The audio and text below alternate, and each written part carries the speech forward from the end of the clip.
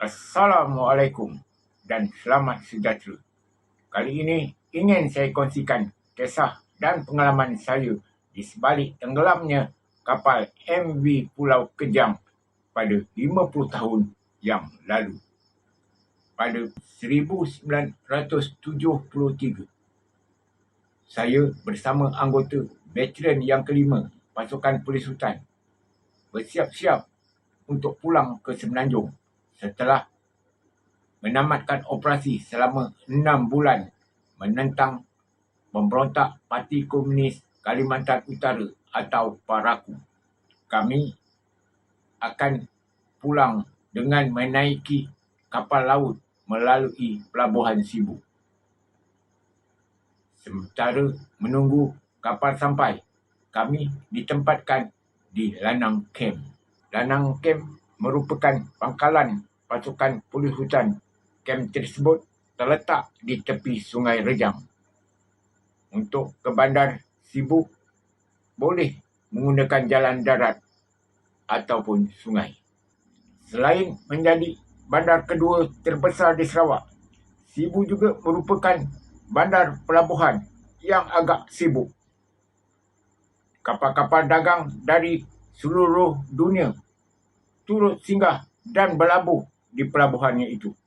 Bandar Sibu pada ketika itu merupakan pusat jualan barang-barang berjenama seperti pakaian, spek mata, jam tangan, kasut dan pemetik api.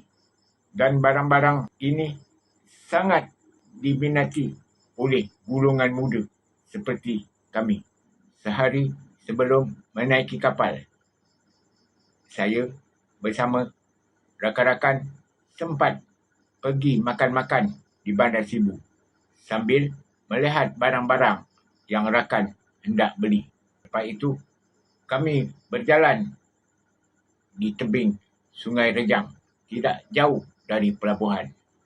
Dalam masa yang sama, menarik perhatian saya melihat sebuah kapal yang tidak begitu besar, yang mana kedudukannya agak condong ke kiri. Di badannya tertulis MV Pulau Kejang.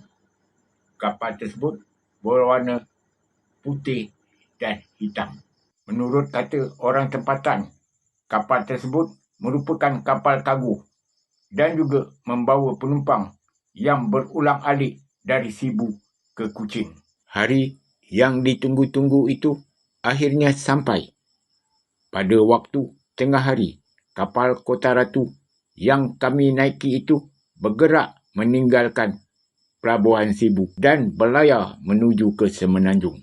Kapal yang kami naiki itu perlu beberapa jam untuk sampai ke Kuala Sungai sebelum memasuki Laut Cina Selatan dan seterusnya menuju ke Port Klang. Keadaan Sungai Rejang, airnya kelihatan tenang, begitu juga cuaca terang benderang. Setelah beberapa jam berlayar, kapal yang kami naiki sampai di Kuala Rejang dan beberapa minit lagi akan memasuki Laut Cina Selatan. Dengan tiba-tiba, angin kencang dan ribut melanda dan ombak menjadi tinggi. Oleh kerana dihentam badai yang menggila, kapal Kota Ratu tidak dapat bergerak dan berpusing di tempat yang sama. Keadaan menjadi sangat cemas. Sebelum kejadian, saya sedang berbaring di atas katil bertingkat di bawah perut kapal. Seorang anak kapal memberitahu kami supaya mengambil makan malam masing-masing. Makan malam di kapal bermula jam 5 petang. Rakan-rakan saya yang lain pergi ke dapur kapal untuk mengambil makanan masing-masing. Saya masih tidak berganjak. Tiba-tiba badan saya terguling kiri dan kanan. Begitulah seterusnya tanpa berhenti. Kepala saya mula terasa pening. Saya mengambil keputusan untuk naik ke atas dek kapal. Sampai di atas dek, barulah saya tahu ribut topan sedang melanda. Angin kencang, laut bergelora, ombak bergulung-gulung. Makin lama, keadaan makin teruk. Tidak ada tanda-tanda topan tersebut akan berhenti. Kebanyakan penumpang terpaku kerana mengalami mabuk laut serta muntah di sana-sini. Tiba-tiba, saya terdengar pengumuman dari pegawai kapal menggunakan pembesar suara. Mereka menyeru semua penumpang mengambil jaket keselamatan di dalam peti berdekatan tempat masing-masing. Kemudian, dia memberi arahan keselamatan bagaimana untuk menyelamatkan diri apabila keadaan yang terdesak. Penumpang dinasihatkan mendengar arahan daripada anak-anak kapal jika diminta berbuat demikian. Setelah memberikan penerangan tentang langkah-langkah keselamatan yang perlu diambil, pegawai berkenaan telah memberikan pembesar suara kepada kapten kapal yang berada di sebelahnya. Dalam ucapannya, kapten kapal merayu supaya barang siapa yang membawa atau terbawa barang yang menjadi pantang larang supaya membuangnya ke dalam laut. Jika berdegil, kita semua tidak akan sampai di rumah masing-masing. Sebaliknya, akan berkubur bersama-sama kapal di dasar kuala sungai ini. Barang yang dimasukkan oleh kapten kapal itu adalah merupakan barang yang berkaitan dengan ilmu sihir. Mengikut kepercayaan para pelaut, barang-barang tersebut menjadi pantang larang dan tidak boleh dibawa berlayar di laut.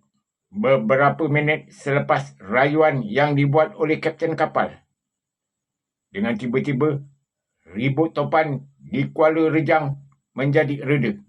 Kapal Kota Ratu mula bergerak meninggalkan Kuala Rejang, memasuki Laut Cina Selatan dan seterusnya berlayar menuju ke destinasinya. Setelah berlayar selama 3 hari, 2 malam, akhirnya kapal MV Kota Ratu sampai di Port Klang dan kami selamat pulang ke pangkalan batalion di Kuala Lumpur. Pada suatu hari dalam tahun yang sama, saya mendapat berita kapal Pulau Kejang karam di Kuala Rajang, di tempat sama yang hampir menenggelamkan kapal Kota Ratu yang membawa kami. Pulau Kejang karam akibat dilanda badai besar. Seramai 100 penumpang dan anak kapal telah terkorban. Seramai 40 orang terselamat. 57 mayat mangsa korban berjaya ditemui. Sementara 47 lagi tidak dapat ditemui sampai sekarang. Sekian dulu kisah yang dapat saya kongsikan di sini. Semoga bertemu lagi pada siri-siri yang akan datang. Assalamualaikum warahmatullahi wabarakatuh.